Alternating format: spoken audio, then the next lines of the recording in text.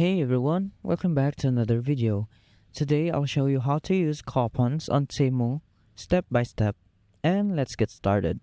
So first off, you just have to open your TEMU account or your TEMU application as you can see in here. So as you can see in my interface, you could get coupons on just spinning a wheel, and as you can see, but the question is how to use them, how to use your coupon. So first things first, you just have to get some coupons. As you can see in here, I grab a 2K coupon in my TEMU account.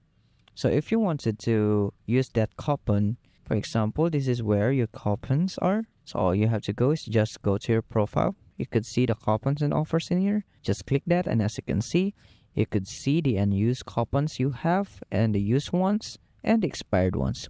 So how to use them? So as you can see, you have the option to use them. So all you have to do is just click that, use the coupon. As you can see in here, these are the items that are valid for your coupon.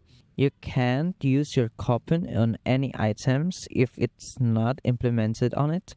So in this section, these are the ones that are implemented by the coupons, and that is how you use your coupon and make sure that your amount is valid to use the coupon.